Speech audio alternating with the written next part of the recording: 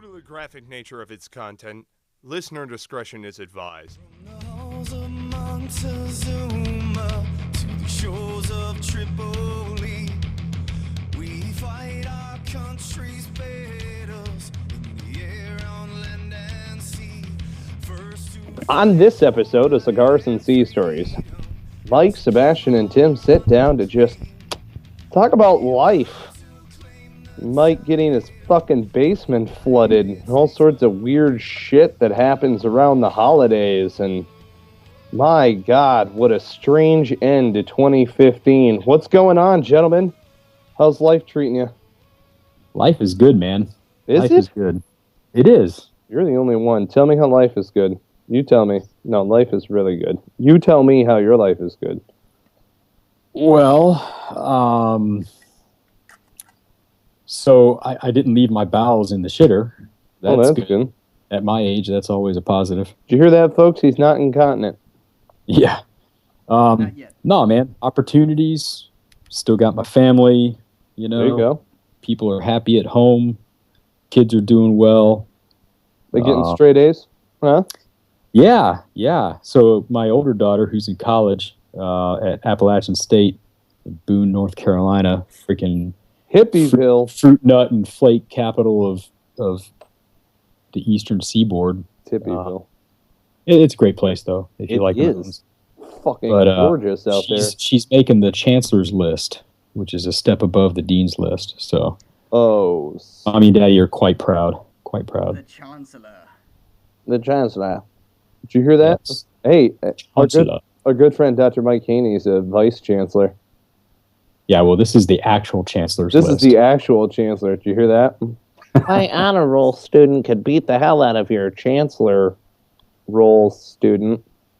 No, because my chancellor roll student can shoot you from a mile away. Oh, snap. Got it. Yes.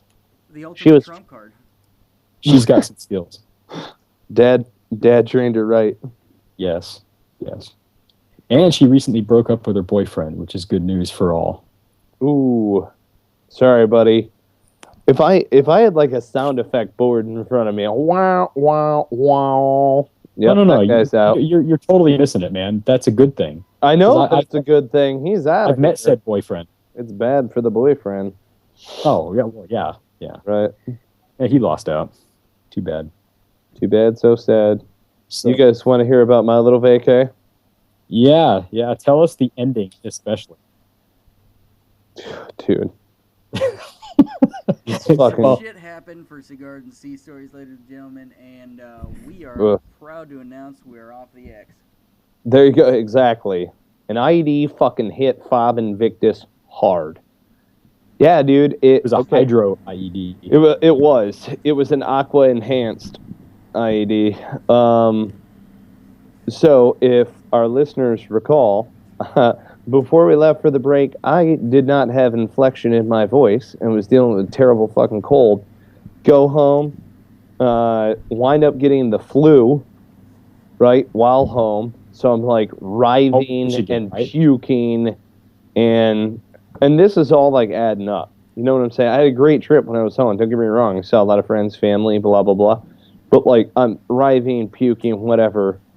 Then I get delayed on the flight home with the wife and kid coming back to Raleigh, and I'm just like, oh man, all that I want to do is just get home, just chill. That's it. Like put my feet up, whatever.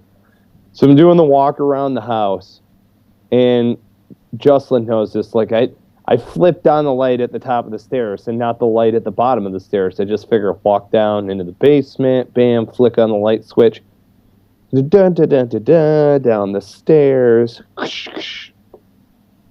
What the fuck? Look, what? Oh no. What the fuck? I'm like sloshing around. The carpet is floating in front of me. I don't even give a shit that I'm standing in water. I just flick the light switch. I'm just like, what the fuck is going on? Oh my God. And I'm just, dude, like I wasn't beside myself enraged. I was just like, it wasn't panic mode either.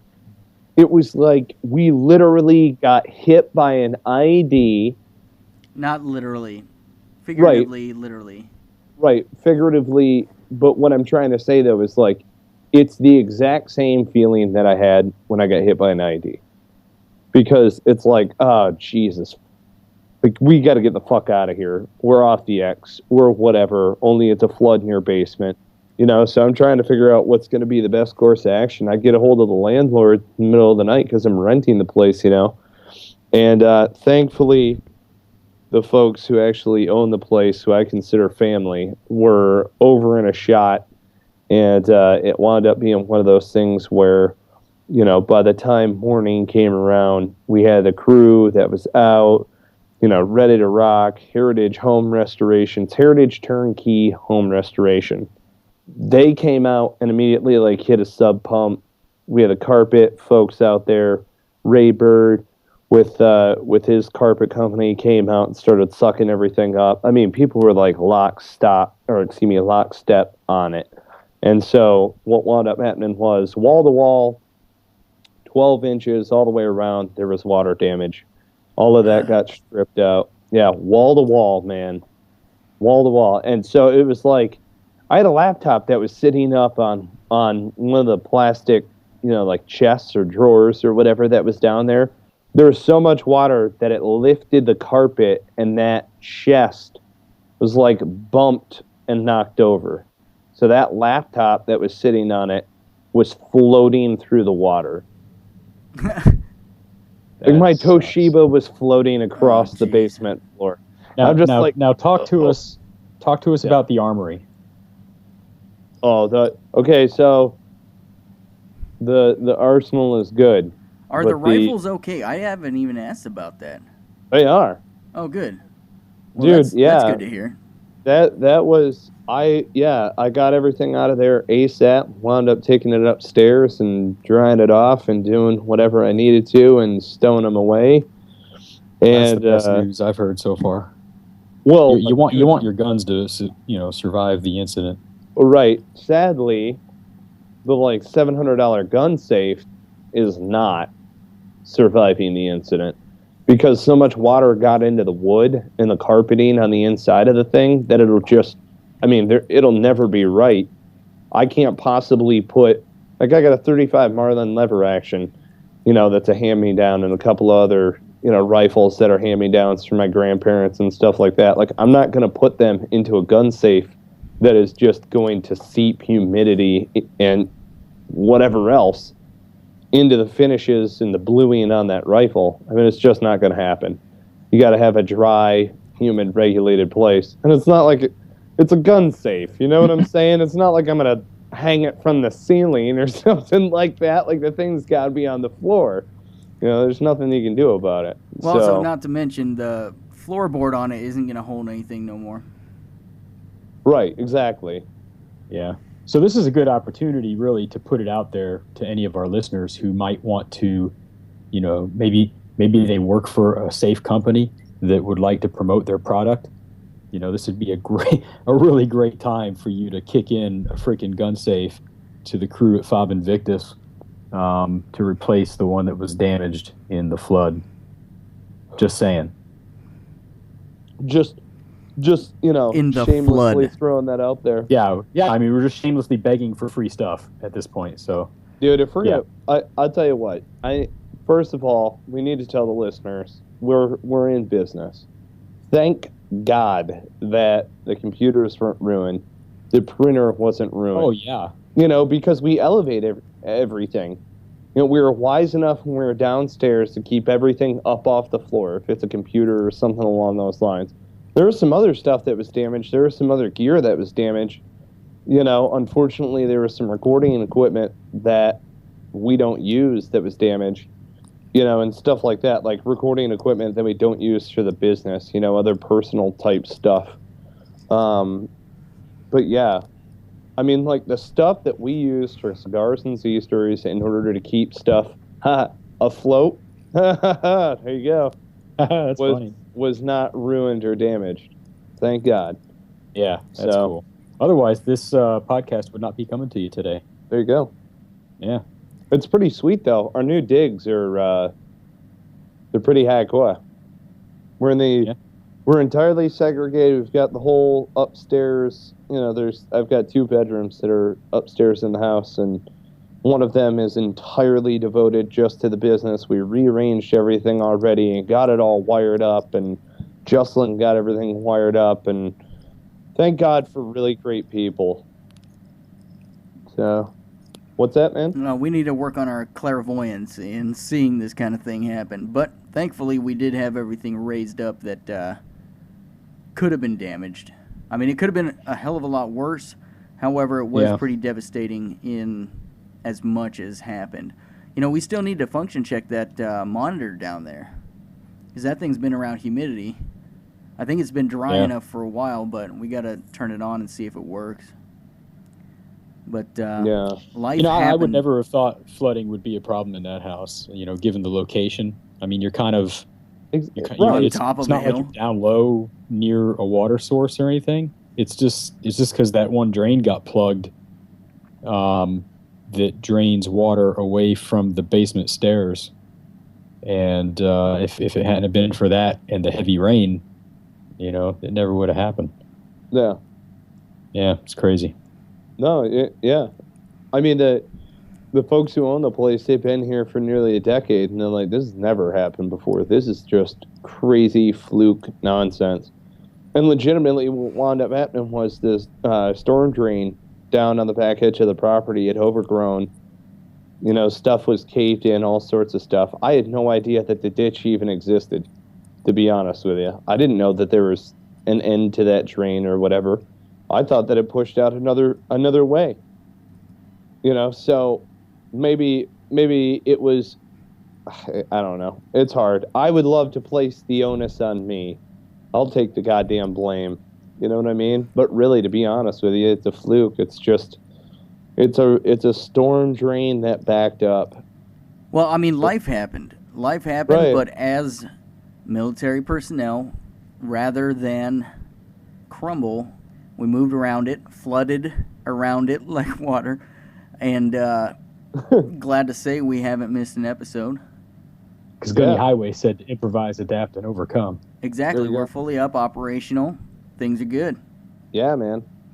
So any other big IEDs go off while on vacation, or? No, just the goddamn flu. That, like, I wouldn't wish that on my worst enemy. That shit sucked, man. Dude, you had that like for 2 weeks or something. No. Like, the legitimate Even puke your guts out flu. Yeah. The cold and stuff like that, people across America are dealing with that right now. I mean, there are chest colds that are turning into pneumonia across America right now. Yeah, but I don't care about them. I only care about you. Aww. That's so fucked up, and yet I love it at the same time. Yeah. You were suffering pretty bad, dude. It was pretty awful. Well, It was hard listening to you for our Christmas and New Year's specials when we recorded those sessions. oh God. You sounded so awful. I didn't even want to hear the sound of your voice anymore. It was pretty bad. Thanks for listening, America. Dude, I was dying. We all are. Dean Bunchu, executive director over at Bunker RDU. Jesus, that poor bastard's got walking pneumonia. I was like, look, man, if I gave that to you, I'm sorry. You know what I mean? We shouldn't have made out. I told everybody that was a terrible idea. He was the one who wanted a tongue. Anyway, it's fucking... Whoa, that's... Dean, if you're listening. Yeah. TMI right there. Oh, is there too much there? Love it. So what'd you get for Christmas that was cool? Yeah, who got what? I got cool stuff, man. Well, I'm 48, dude. I don't get shit for Christmas anymore. So you guys go first. Linda, my mother-in-law, gave me this badass LL Bean hoodie that I'm rocking right now. Nice. It's got nylon in the sleeves and like lamb's wool in like the vest area and the hood and stuff. Little Like stash from a lamb? pockets. That's pretty sweet. Oh, dude, it's banging. I'm a big fan. Justin, what'd you get? Didn't really get anything. What? I got a Dunkin' Donuts gift card for you, man. It's got your name on it. Re-gift. No, I Don't worry, I'll didn't get really you get. some. No, it's okay. I'm not a giver of gifts either on holidays that are forced, so I don't expect anything from anybody. So it's kind of cool. I much more enjoy connecting with people and getting with friends and family for the holidays. That's where the reward comes from for me. Like I said, I'm not a big gift giver when it's forced. I would much rather give it on Like out of the blue. right. It Yeah. seems to mean I'd more rather to me. surprise people. So See, yes. I'm not trying to be a bah humbug. I'm just not a big fan of Christmas in general. I loved it when I was a kid. Don't get me wrong. I'm not a damned fool. It's just nowadays Christmas.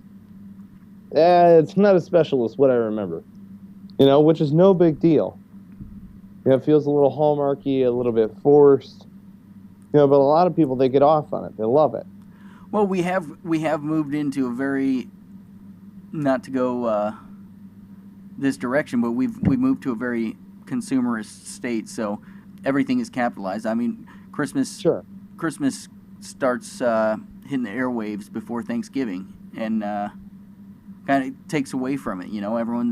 Everyone's selling things, trying to get as much as possible for the season, and that ends up taking away from it. Takes the meaning away when so much is blasted at you, and then that coupled with it only being about presents and not really having any real in-depth meaning anymore, kind of It's a becomes quantity thing. Yeah. Isn't Yeah, it? it's what you make of it, I mean, Christmas to me is way more than that. I'm with you guys. I don't like the commercial aspect of it at all. It wasn't even Halloween yet, and we started seeing Christmas commercials on TV and stuff, and it was like, really? Right. I mean, have you no shame? Well, no, of course they don't. But anyway, yeah. I mean, I'm pretty. I guess you could say I'm jaundiced towards the media in general and commercialism for the sake of commercialism. Mm-hmm. I mean, we're entrepreneurs here, so don't want to be too down on commercialism, but I think there's a difference between being a savvy business owner and an entrepreneur and being commercial. I mean, if you're like, what's the Kardashians, right? They're commercial just for the sake of being commercial, right? Sure. Yeah. They don't create anything. They don't add anything to the world. They're famous for being famous, and It's that's very strange. That's that same kind of commercialism I'm talking about that surrounds the holidays now. It doesn't add any value to anything, and it's just kind of like wanton crap. I don't know, whatever. See, I think it's interesting though, because when I was a kid, it was like that's when you get the biggest, most badass present. I remember it slightly a little bit being quantity when it came to stocking stuffers. But it was like, I don't care if I get any other present. Oh, like a Nerf gun, that's cool. Like, I want a bike. And I don't care. And I don't care that it's December 25th in Michigan. I know Santa is the guy to ask. The big ticket item. You gotta go to Santa. That's what I remember. You know what I'm saying?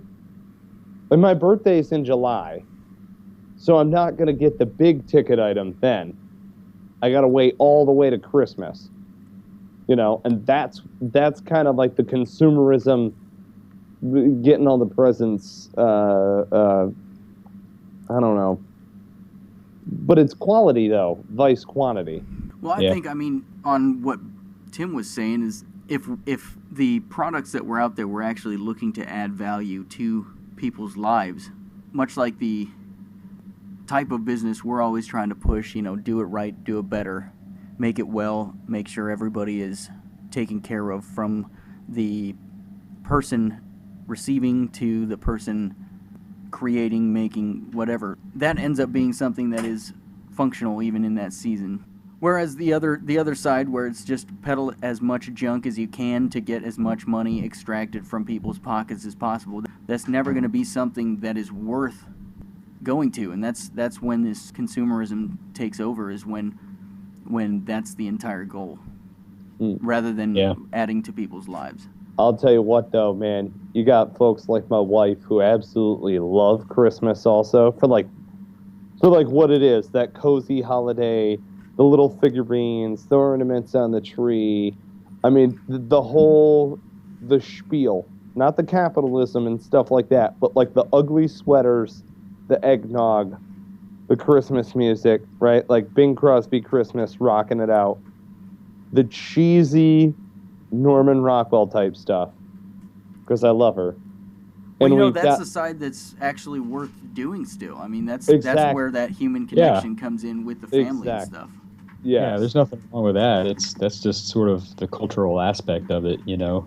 Yes. But all this commercial crap, with the constant commercials and the sales, and there's this shopping day and that shopping day, and you got to run out and freaking fight the madness at the mall, on this day of the week, so you can get the best buy ever for crap that you didn't really want to buy to begin with, and that's the crap that really ruins it, Right. But dude, I still like to watch Charlie Brown's Christmas. That's what I do. You know what? I got away without seeing Charlie Brown's Christmas. I did not see the Christmas Story. What? None of them. I watched that kid plaster his tongue onto the freaking flagpole again and get it stuck. That's awesome. Oh yeah, that's the best scene. No, the best scene is when he beats up the bully. I had a failed attempt at watching the Polar Express, but the streaming apparatus I was using was not being kind to me, so ended up not working out that well. Oh shit. Okay. So I got to tell you guys about the old lady's Christmas tree, in case you didn't catch the photos on Facebook already. All right, which in my opinion don't really do it justice. This fucking Christmas tree. Now, my wife, she's one of these people where the whole tree needs to be viewed. 360, there's going to be ornaments on this mother. Right? Oh, that's how we are. Right. Oh, yeah, definitely. And some people that throw it in the corner, we're doing as little decoration as possible. I've seen it that way. Right? It was blasphemy. This Christmas tree, we went down the way and we got this thing, right? Down 401 or whatever. This tree is 5.5 feet wide and about 11 and a half feet tall. Easily. And we have the big ceilings here. So it's a great room, America. So it was like, I'm going to get my wife this gargantuan tree. It was so big, she went to the second floor. She was like, can I put on the angel? I know it's dad's role or whatever, but she really wanted to do it. She had to go all the way upstairs to the second floor to put on the very top of it. Isn't that fantastic? It's awesome that you can facilitate that in that great room, though. I know, right? It's like, dude, I gotta do this. There's no other time. Unless, of course, don't get me wrong, I'll build a house with a great room later on. But, that's, I don't know. It's cool, man. It's a giant Christmas tree. I like real Christmas trees. Are you guys fake or real tree fans? Real. Yeah. Most definitely real. The fake ones Despite are the work that goes into it. Simple and nice. They always look good, but the smell is not there. Okay, America needs to know about Jocelyn's backstory here, because he told me how to keep your conifer looking pretty all the way through February. What is your secret there? Sprite. The trees love the sugar in Sprite. Really? Yeah, I learned that when I was working at a home improvement place as the Christmas tree guy. It was actually a perfect job coming out of the Marine Corps, because I didn't want anything to do with stress, and nobody goes and gets a Christmas tree all pissed off. So it was kind of nice. Yeah, well, no. Next year I'll have to put Sprite in my tree. No one's going to the Christmas tree farm like, fucking tree, I hate this goddamn tree. I can't wait to get this fucking tree home and just hate at it. Because it's a fuck this. Well, I don't know. I'm not convinced that's true because what about all these guys that go over there with axes and they get so mad at the tree they cut it down? Right? I mean, isn't that what happens? How do you know they're not mad at that tree? Well, that's prior to arriving on the tree lot, but it's all smiles from there. Consumerism. Right. Well, okay, so if you got your family tagging along and you got the kids with you picking out the tree, you're probably not mad at the tree. But I would love to be like an assistant working at one of these tree farms one winter so I can see how many guys are by themselves coming to cut down that tree. Those guys are pissed off at the tree. Think so? Oh yeah. I mean, if you got to tromp your way all the way out to some tree farm by yourself and tromp around in the snow and pick out a tree that you're not sure if the wife is going to give the thumbs up or not until you bring it home, and you're pretty sure she's going to give you the thumbs down, or maybe some wishy-washy answer about whether, well, I guess it's okay. Don't get a bitch tree. And you gotta get so, a badass tree. Well, yeah, but you know how it is. Anything for some guys, no matter what they do, it's never good enough, right? Those are the guys. They're going to come out there and they're going to hit that tree with that axe, and they're going to be mad at it. Poor bastards. They're going to be because they're angry. You know that happens. Oh yeah. Well, it's a great stress reliever. It needs to happen anyways. I'm going to get myself all worked up and angry, and I'm going to go whack a tree. That's just because. That's the only time where you're not a member of the subculture. You know what I mean? You're just a dude at that point. You're like, God fucking damn it. She's got my nuts in the goddamn purse. Let me see him every once in a while. Son of a bitch. How the hell did it wind up like this? God. Take it out on this. I'm just kidding. I don't know if I could bring myself to hit a Christmas tree in anger. I don't think I me. Yeah, I do believe they use saws and chainsaws. I'm not sure too many of them are axed down these days. Not if you're old school. You keep forgetting I'm old, so I never forget. So was this like back in the old times? Like, you know, when we got a real problem is when you start forgetting you're old. That's when we've got a real problem. That's when you know you're slowly slipping into senility. It's gonna be all right. You can walk around with no pants on, give small children the finger. Yeah, it's too late. I'm already there. I look forward to it, to be honest. I mean, how much less responsibility are you gonna have, you know? Tim, I've been meaning to talk to you about some shit, man. The wife said you got to stop walking around giving our kid the finger whenever you spend the night up here at FOB&nbsp. She's lying. I have not done that. I know that you're looking for donuts. It's 2 a.m. It's but we got to talk about some shit. I might have wandered up there with no clothes on, but I didn't flip them off. I swear. What's worse? Right. Oh, right. Goodness. It's not my fault he was up at 2 a.m. watching me. Right. What kind of parents are you? That was his prerogative. Yeah. He was the one. He didn't need to watch. Oh my God. It's kind of gross. That is gross. Oh, geez. All right, changing subjects. So, New Year's resolutions. Did you guys make any? I certainly did. Did you? What kind of New Year's resolutions did you make, Justin? Well, I can't tell you, or it won't come true. What? It's like blowing out your birthday cake. That's like wishing on a star or something. We're not.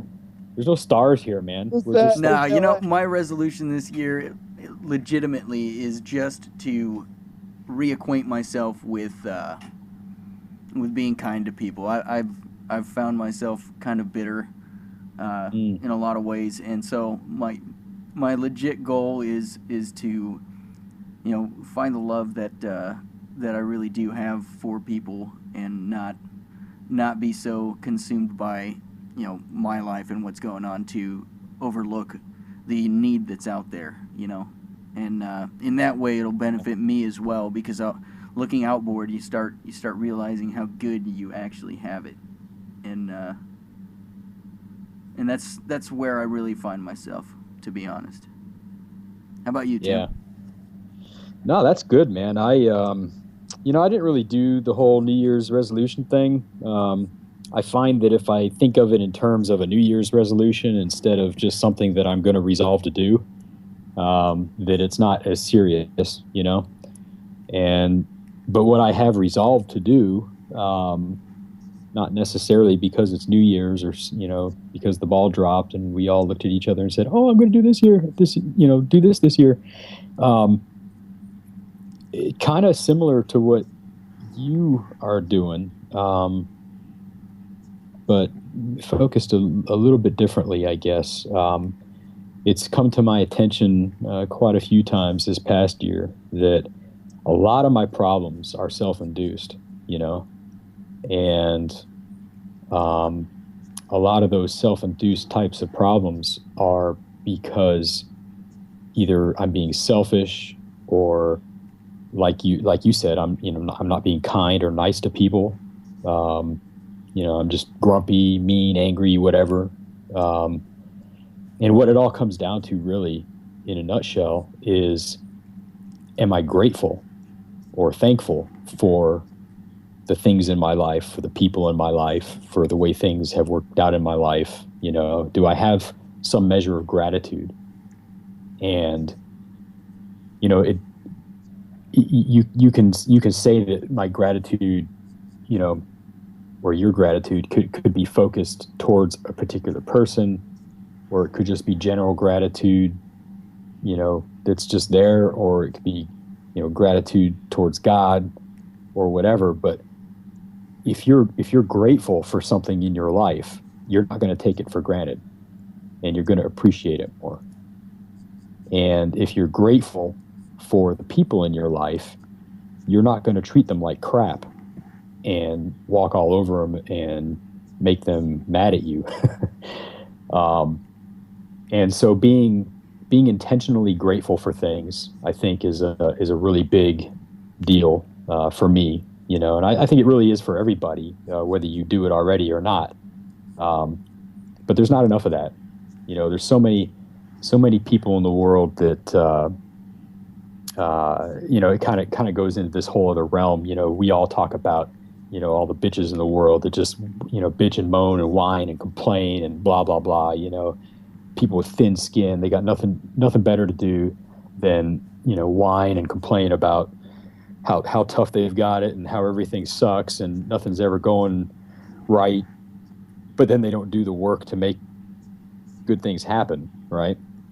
Well, if any of those people spent any time being grateful for any of the things that they had, or for the people or the situations in their lives, then I think that's almost directly related to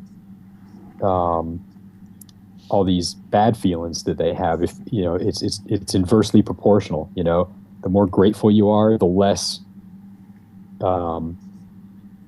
grumpy or freaking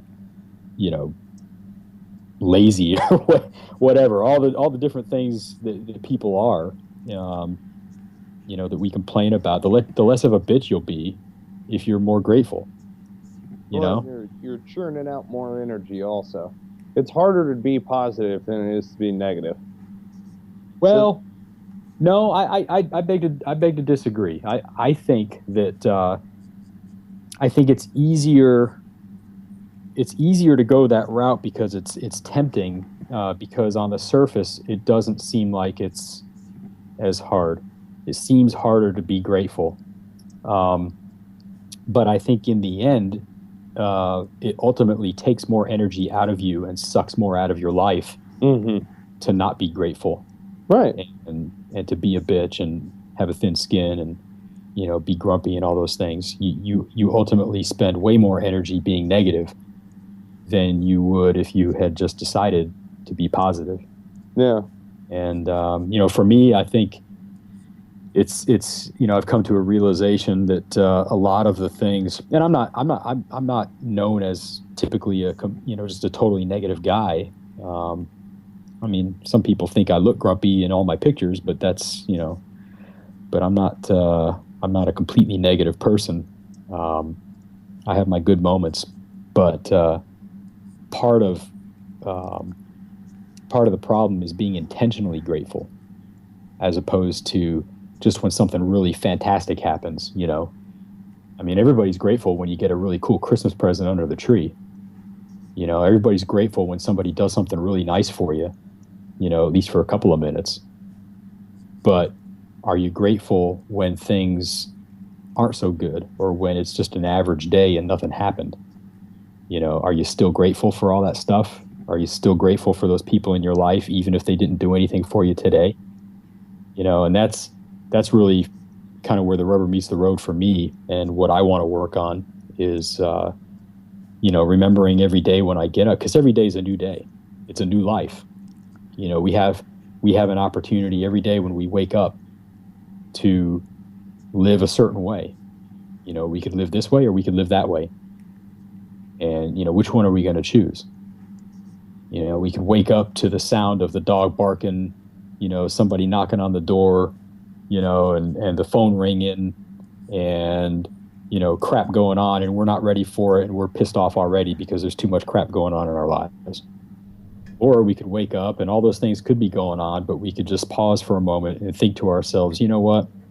I'm just grateful to freaking be above ground and still breathing, Right, taking that step back to inventory, even though pressures could be mounting on all sides, there's still something that you can grasp onto, and sometimes it might be harder to see, and I'm sure listeners out there, Tim isn't trying to deny that hardships happen. However, you can always find something that is a positive, something to be thankful for, and when you're able to grasp onto that, even in those hard moments, it's actually becomes hard to be upset.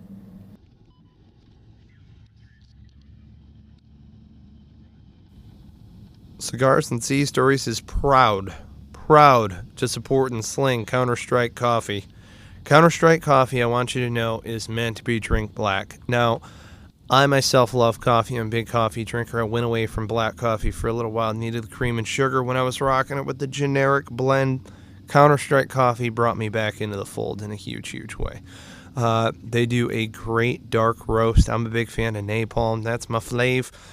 Smooth operator is good, though. It can go with cakes and pies, and I got a bit of a sweet tooth. I know a couple of us do, And then also Firewatch. Firewatch, that's going to be the kick in the ass that you need in order to get your day going the right way. You know what I'm saying? If you haven't already done so, check out counterstrikecoffee.com. Use promo code Cigars and Sea. You will get 10% off. Again, that's counterstrikecoffee.com. Use promo code Cigars and Sea to get yourself 10% off. Yeah, absolutely, man. And you're right. It's not that we don't have hard times. It's like that analogy about waking up and you hear all this noise and the phone's ringing and somebody's at the door and the kids are yelling. Well, shit, that happens to everybody. Look at what Mike described earlier about the flood. He came back from vacation. It's been a long week already. He's been traveling. He's sick. Get back to FOB&nbsp to find the place flooded, and gear destroyed and things just a mess. But I know when I talked to you, Mike, you were grateful for all the people that came to your aid to help you out, and it's life happens, But you could have been focused on the negative, which is that it was a pretty expensive thing, and it was a pain in the ass, and you had to jump through a lot of hoops to get things back to normal, and they're still not back to normal, And when it's all said and done, it's going to cost you some money, no matter what everybody else is doing to help. But yet, when I talk to you on the phone, and then again tonight, here in the podcast, you mentioned being grateful for all the people that had helped you out and that were there for you, and that's, again, it's a choice. We can choose the negative or we can choose the positive. Mike chose to be grateful for the positive. Of course, we'll take a minute and bitch about the negative, but as only Marines can do. Yeah, like only Marines can do. We're uniquely qualified to do that. And if if we don't bitch about something at least a little bit, then there's something really wrong. But then You're you get over it. uniquely qualified to do that. Listen to this fucking bullshit. Yeah, man. But Your but then guys' resolutions are so much better than mine. I just wanted to finish books. did you actually resolve to do anything, or did you just? Is that just something That's you want it. to do? Just, Oh, come up with one that's read better than books that. Instead of digital media, read books. Read books, okay. Gotcha. And you had mentioned you were on a Hemingway kick. Fucking Are you? Hemingway. You didn't tell me that. Oh, I always have, my man. I'm a bigger fan of his short stories because I love his background. You know, Oak Park, Illinois. Now, what is Oak Park? You know, and then just graduates high school, leaves, becomes a newspaper man, and then, you know, his travels from there in and around, like Italy, ambulance driver, the nurse, Cuba. I mean, like, all of this man shit. You know, to be honest with you, maybe this sounds blasphemous. Not a big fan of Old Man in the Sea. I'm not a fisherman. You know what I'm saying? I'm a hunter. So it's like... Well, you won't even set foot on a boat. Yes, I will. No, you won't. Yes, I... Hey, totally- fishermen are hunters. You know, they're hunters of the sea. Listen to this guy. They're like the Marines of hunters. And they have... have you ever had a deer try to rape you? Because fishermen have dolphins to worry about. Oh my God! Here we go. Jeez. Jesus Christ. We just couldn't leave that one alone, huh? Dude, You brought up the sea. I love the fact that Hemingway stamps out a sentence and pushes, like he pushes in as few words as possible. He pushes into your mind the exact details that are necessary in order to make up the rest of your story in the mind's eye. And you're just like, and in some of those stories, the helpless bastards that are involved or the great, trials and tributes that take place, you're just like, oh man. Even the little one-offs in between, like they're little vignettes. They're only like a page long. There's this one. Shit. Without trying to butcher it, I've got my book next to me, but I'm not going to crack it out. This guy's standing there, basically at the gallows, shitting himself, and you're just like, my God, Ernest, you bastard. What's that one line from Rick and Morty? If your dick is a shotgun, consider me Ernest Hemingway. What? Shit. You lost me, dude. Sorry. The guy shot himself. Anyway. Oh, yeah. Yeah, man. Anyway. Good stuff. Yeah, dude. Read more. That's a good thing to resolve, man. Reading is fundamental. Well, yeah, but it's not just You're too young to remember the commercial. Right. Thank you. But it's not just read more. It's that we're entranced by digital media every day, all day long. I sit in front of a fucking computer, or I walk around and I'm doing whatever, and I've got the earbuds in, chit-chatting with people, or whatever the day calls for, And it's like, dude, just sit down and crack the spine on a book. Just open a book. Because that, in my opinion, is fundamental. That's getting back to basics. Do you know, Theodore Roosevelt, for all of his faults, one of the traits that skills, maybe talents, I don't know, that I revere about the guy is he was a speed reader. He would read a book a day. Now, I didn't know that about him. I just knew he carried a big stick. And spoke very softly. But No, he walked softly and carried a big stick. I thought it was speak softly and carry a big stick. Whatever. Walk, speak, whatever. Anyway. But Tread lightly. yeah, so he would spend once more into the breach. But he would speed read and he would read a book a day. Now this makes sense in an age where it's newspapers or books. You know what I'm saying? So how much literature are you actually consuming in a day? I mean, true literature or not, but like digital media and how much you actually are reading in a day. I mean, it's quite a bit of consumption. So why not unplug and rather sit down and read a book? and finishing finishing the book. It's not to say that I can't finish a book, much rather the opposite. I'll divert attention because I can't put them down. But it's getting through the material and consuming the material and finishing the books, not necessarily in whole sittings, but you know what I mean? It's getting the brain into that tempo and being able to go through it. So, and if I can read a book a day, that'd be kick-ass. We're fast approaching that moment when books are no longer being used. So I think there's a revival of books. It's not a very big one, but I think kind of almost like vinyl record albums are starting to come back. We thought those things were dead and gone, but they're talking about bringing back frickin' the Columbia Record House, or Columbia House Records. You guys remember that? Or are you too young to remember that? So that was the mail order thing where you used to be able to get like the album of the week or whatever, and they would send you, if you didn't tell them no, they would automatically send you the record of the week or the record of the month or whatever, and you'd get your frickin' vinyl record album in the mail as opposed to a digital download, and then when CDs came out, they turned it into the CD of the month. Well, don't and forget then they tapes. just went away. They had tapes in between. Yeah, I think they had tapes too, but eventually they went out of business because they thought that digital downloads was the death of them, and then that was it. They couldn't compete. But now records are starting to come back. They're talking about bringing that company back this year. I think that's someone's New Year's resolution right there. That's surprising to me. See, but I'm one of these guys where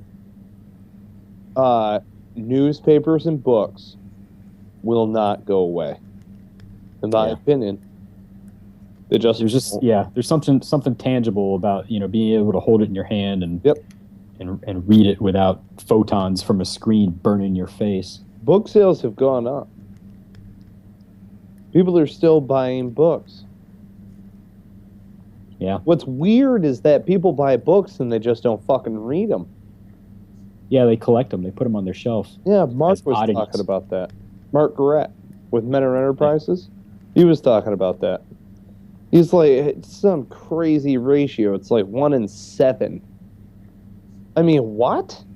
I'm not one of those guys. I'm just not. I want to buy a book because I want to read the thing. I've been given books that I don't read. Yeah, I bought my wife and both my daughters, each of them a book for Christmas. Can I ask? Huh? Can I ask? Can you ask? Yeah, what's the title? What'd you get them? Oh, a different one for each of them. I just went to Amazon and looked at popular books and some books that had won awards and things like that, and I can't remember the titles off the top of them. But no, they were pretty good books. They were like big boy and girl books. They weren't picture books or coloring books. That reminds me, my wife actually wanted a coloring book. She's into adult coloring books. I've heard of that. No shit. Adult coloring books are I've never heard of it. coming into some real territory. We might need to get some affiliates here. Yeah, we might. We need to make real adult coloring books. You know what I mean? Make like adult coloring books. Well, not that kind of adult. No. Yeah. No. This is just like it's for grown-ups. It's right. This particular one is it's like spread eagle on the hood of a car. It's like oriental designs and stuff like that, and you just color them in. Pretty cool. But so yeah, are they like really adult and extremely difficult though? Huh? They're extremely intricate and difficult though. Not extremely. I mean, they're not terribly difficult. They just require something more than a 5-year-old's dexterity. It's not like Goofy, is it? Yeah, you can't use the thick crayon. You gotta use like a. It's just like playing with two. Yeah, the thick crayon and the 5-year-old, gripping it in your fist and just starting to scrawl. That doesn't cut it on these things. Oh, but it's not. Yeah. Is it the same paper? No, it's actually a little heavier duty, a little nicer. Yeah, it's kind of nice. God. I had all three of my girls sitting around the kitchen box table. and shit. She's just rocking out. Oh, my wife would be in heaven if All three of my girls are sitting around the kitchen table coloring. Here's an adult coloring book. It's your time. She would be like, "Oh my God, what's next?" Like you're playing in the shower. What? Oh my God! Or in the tub. Tubby time. Adult floaty toys for the tub. Is that the next phase of this? My wife tells me she's envious, excuse me, of the kids in their strollers with a snack tray and the cup holder. And I like double over with laughter at this visual, right? And I'm like, so you want a stroller with like a cup holder and a snack thing? She's like, yeah. And I'm like, you just described like an invalid in a wheelchair.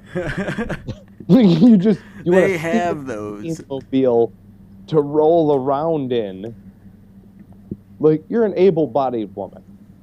Like, no, a fucking stroller. Wait a minute, they have adult strollers? Powered adult strollers.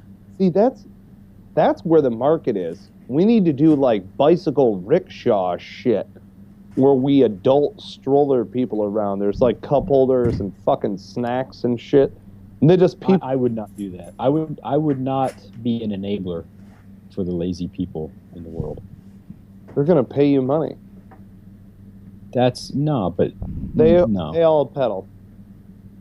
And they got like snacks and cup holders and shit. But it's like a sit down bicycle. But they got a pedal. Because you said rickshaw. That means I'm pulling. Yeah, I'm changing the idea. We can't flow on this? Hello? People would pay to do that. I'd do it. To sit down, you got fucking snacks and shit. You're like, all right, what kind of snacks we got? There's like, dude, I would do that. How many people could you fit on that thing? You know what I mean? How many wide could you fit on there? 4 wide? With like a cooler? Like a trough down the middle? That would be the shit. Look out, Raleigh. They got drunk people pedaling right now around downtown Raleigh. You know for a fact. I'm sure there are. They got those bars on wheel things. You know, you can, in some states, you can get a DUI while riding a bike. That's fantastic. Unless you're in a group and it's sanctioned. Right. Dude, I'm telling you. It depends on the state, again.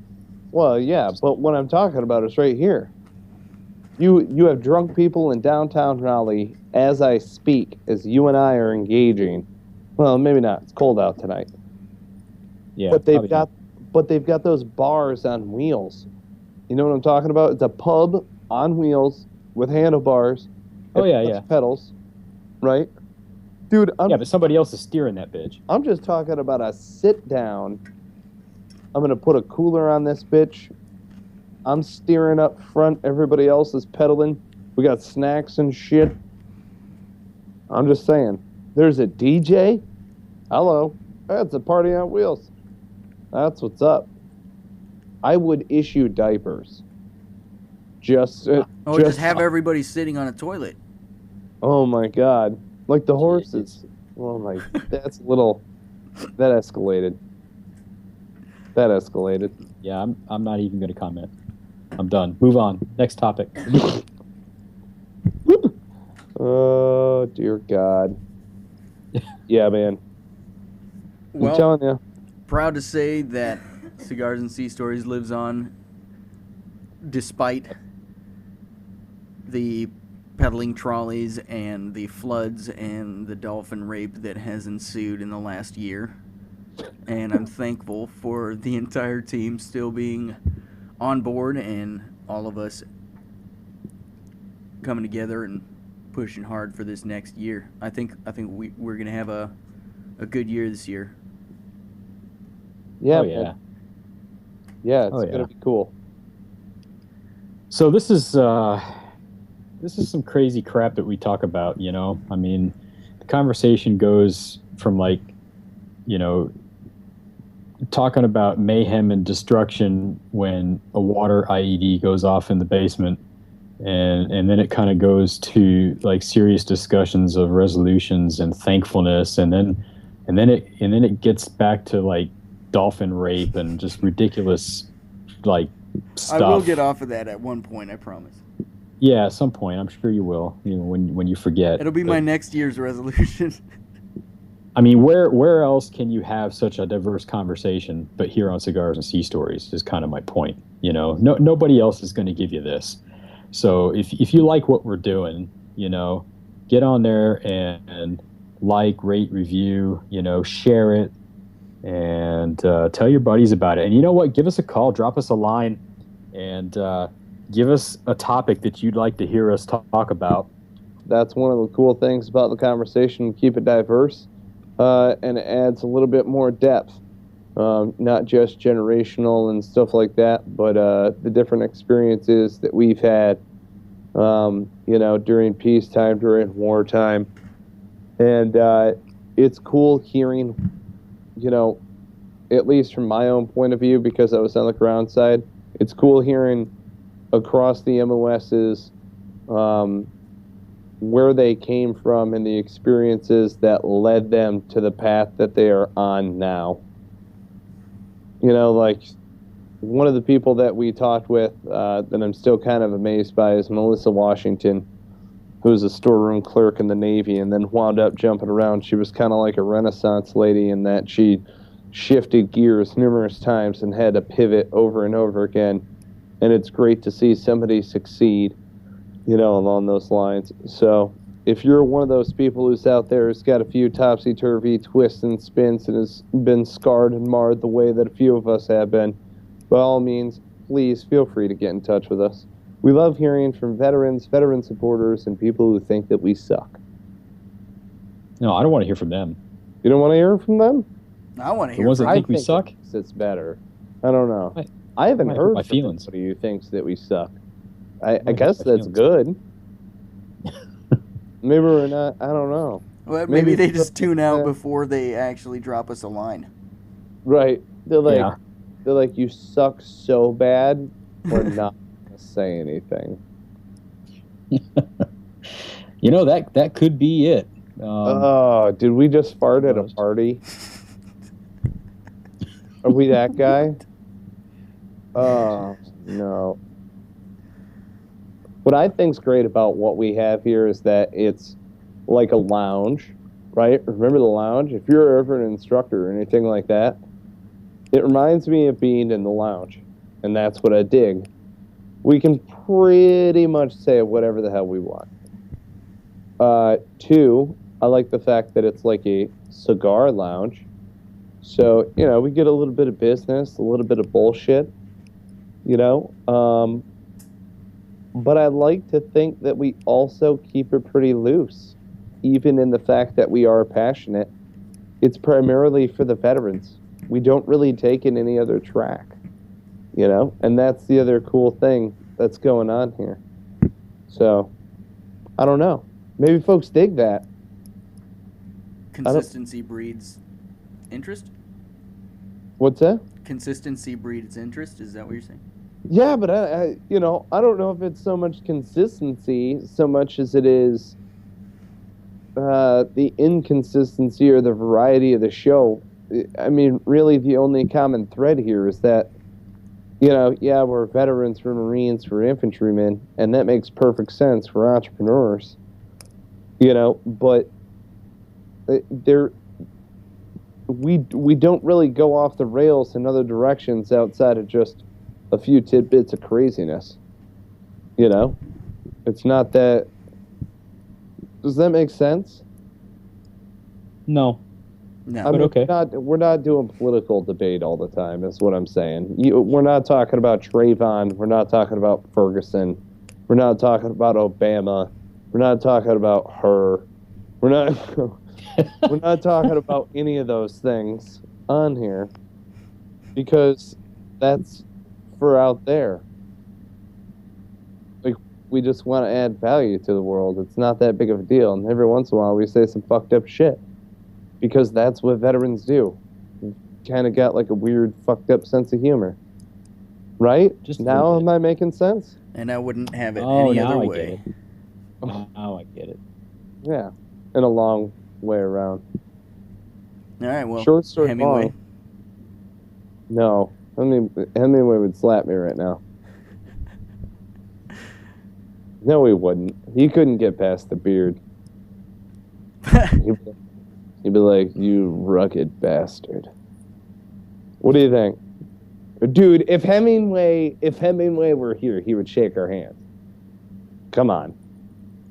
I think we get along with Hemingway. Fuck yes. I think buys there's a little synergy going on there. I'm all about chasing after that shark that ate his fish. I want to kill some shit with him. I want to like down a lion. I'm just saying. Well, I'm good with leaving the lion alone. You saw what happened to that one dude shot a lion. The freaking whole country got after his ass. I want to blow up on Twitter for shooting a lion. Yeah. Like, fuck you. I shot a lion. Like, what are you gonna? It's a lion. Ted Nugent shot a lion. I want to shoot a lion with Ted Nugent. Why not? That guy's from Michigan. Is he a veteran? I don't know. Hey, so I'm surfing the internet while we're talking, and Yes, you are. yeah, it's just what I do. I'm on Facebook, and somebody posted one of these. What are they? Memes or memes or whatever? What are they? What are they called? I Don't laugh. call them memes. Memes. Okay, so there's a meme, right? I'm And- laughing because nobody knows what to call them. Some jackass made that shit up. Probably. The fuck's a GIF and all of this other shit. Anyway. Yeah. So I'm looking at this one, and it's by a group called The Truth Has No Agenda, and I'm pretty sure these guys have an agenda, but it's interesting because it says mass shootings for the last 5 presidents. So it's the number of mass shootings that occurred on their watch, right? Yeah. So Ronald Reagan was a 2-term president. Herbert Walker Bush was a 1-term president. Bill Clinton was 2 terms. George W. was 2 terms, and Barack is 2 terms. All right. So keeping that in mind, using the FBI's definition of mass shooting, which I think is, what is it? Anything more than 2 victims, I think, is considered a mass shooting. See, I'm going with more than 4 in my own personal. Well, yeah. See, I don't know what it is, but whatever that number is, this The is fire team reinforced. That's the number they're using here. So under Ronald Reagan, there were 11 mass shootings in America, right? Under Herbert Walker Bush, there were 12. Well, that's a pretty big jump because he only had 1 term, so that would have been 24 if he'd had 2 terms. Yeah. But then there's Bill Clinton that had 23, right? 2 terms. Yeah, 2 terms. And then there's George W. that only had 20. 2 And- terms. Barack Obama is not even done yet, and you know how many mass shootings have occurred under his watch? Oh, Take a God. guess. Take a guess. 48. No, keep going. 100. No.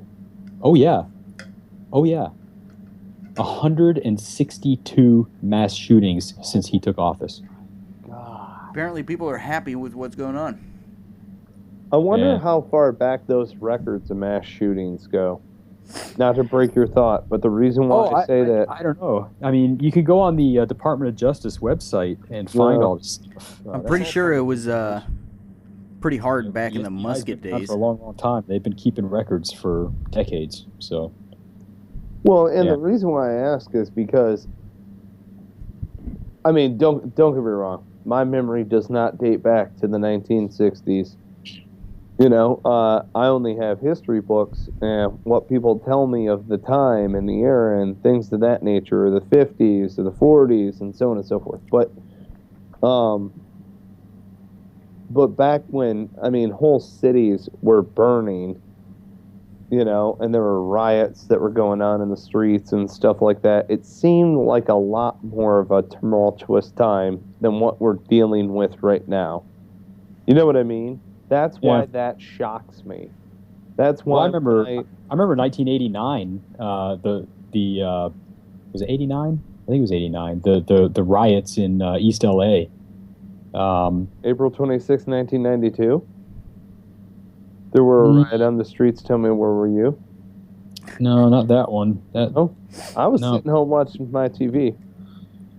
Oh, maybe it was. Yeah, April 92. That's right, because that was right before I deployed. That's right. Are you participating in some anarchy? I'm quoting a Sublime song right now. Yeah. Mm. You're right. Riots like that have been, have happened in the past.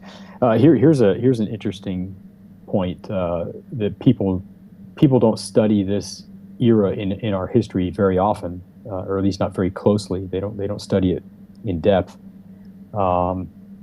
I just came about it by accident one time, but back in the 1840s, 1850s, and even before that. Who's breathing in the mic?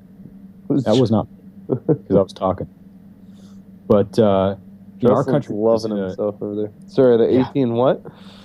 In the early 1800s, our country was in a growing stage. We were still brand new. A lot of immigrants coming to this country from lots of different places. A lot of the European countries that didn't get along, and that's why they're always having wars amongst themselves. A lot of people trying to escape the conflicts and the poverty that came out of those conflicts.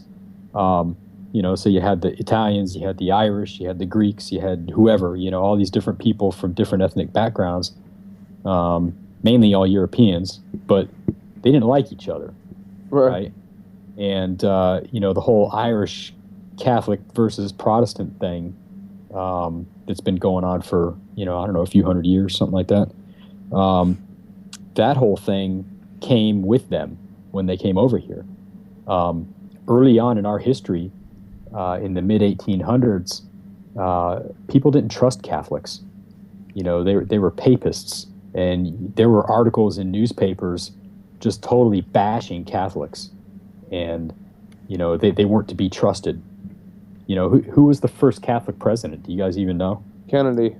Yeah, Kennedy. I mean, so it wasn't until the 1960s we had a Catholic president, because nobody trusted the Catholics.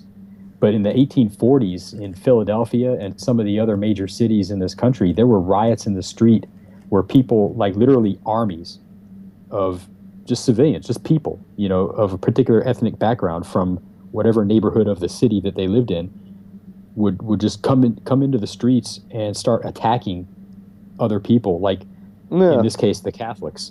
And like literally, you ever watch the movie Gangs in New York? Gangs in New York, yeah. So a lot like that, where literally the cops either couldn't do anything or they were part of the problem, you know. And you had one faction, whether it be whether it be because of what country they were from, or whether it be because of whatever religion they were, either Protestant or Catholic or whatever. I mean, they're literally killing each other in the streets, and people don't realize that this happened in our country, over a century and a half ago. It's not new. The reasons for it's morphed and it's changed, but there are similar things that are similar to what's going on today happened way back when. Right. So hatred and bigotry and all that crap is nothing new. And it's oh, sorry. No, go ahead. Well, it's like I was trying to say the other day when I gave that quick thought on a Sunday. Our nation, landmass-wise, if you put it all together, including Alaska and Hawaii, is roughly the same size as Australia, which is a continent and a country. Yeah. But you already know that the nation of Australia is not broken down in the same degree the way that our patchwork of America is. And states, right, landmass-wise, are the equivalent size in some cases as European nations. Not saying all U.S. states are by any means. But the point, though, is that we have a nation that is roughly the size of a continent, and we have states that are roughly the size of countries, and we wonder what makes us different. So it's kind of like we're just kind of like sloshing one way back and then the other. You know, what unfortunately happens is the folks that have been marginalized to whatever extent, or pushed to the point of aggravation to where they're going out and killing each other and stuff. I mean, typically there are a lot of other things that are associated with it. You know, it's not just like race riots out in the street and stuff like that. You know, there's crime associated with it and all of these other different things. So, but yeah, it's just, I mean, it's a crazy time in our nation's history, but at the same time, it's it's one of those things where it's like, if you're paying too close attention to it, you're watching the hand that they want you to watch. And you're not paying attention in the other areas where it actually matters, where the trick is taking place. Like, what legislation is being passed right now? What is not being talked about in the media? You know, it's all these omnibus bills that contain hundreds, if not thousands, of different provisions that don't have anything to do with one another, but they all get stuffed into an omnibus funding bill or something like that. And, you know, like the one that passed not too long ago, I think it was right before the holidays, and Rand Paul was trying to block it in the Senate, but they ended up the party leadership was weak, and they basically caved into Obama and the Democrats, and they just went ahead and passed it without any debate. It's all this stuff. Actually adding. I think they want to say that they actually increased the budget for the domestic spying programs and stuff like that. That, I personally don't think that kind of thing is helping to protect us in the war on terror. I think there are a lot of things that do protect us in the war on terror, like guys like us with guns when we were in uniform. Right. And, on the front. Other robust intelligence capabilities like human intelligence and things like that protects us. But I don't think spying on cell phone calls within the borders of the United States under a blanket warrant that basically just scoops up everything, that doesn't help us. The dragnet. In fact, I think it just clogs the system with a bunch of crap that we now have to sift through. It's information overload. That's what I think. But Rand Paul thinks that too, and so he was kind of pissed when they went ahead and passed it, and no debate. None of the other Republicans pitched a fit about it or anything. And it's like, come on. This is important to a lot of people in America, whether you agree with it or not. It doesn't really matter. I don't care if you agree with me. It's important that these things are debated. It's important Absolutely. that we discuss them, and it's important that you and I, as citizens, whether you completely agree with me or whether you completely disagree, it's important that both of us understand what got passed. And the thing is that most Americans don't. Most Americans don't even know that it got passed, much less what's in it. And so you're right. That's we're busy watching the right hand. It's the left hand over here doing something that we're not seeing. Here's tomorrow's soundbite. That's politics in America, man. Right. It's wrong. Well, enough of that. It's always late whenever we record, and so it's like my brain is just fucked. Is that weird? I don't think so. Folks, if you haven't already done so, click subscribe, rate, review the podcast. You can find us on iTunes, Stitcher, and Player FM. We post a new episode every Tuesday and Thursday at 01 a.m. And that is when it is going to populate your RSS feed. You'll see it up on the website somewhere around 09.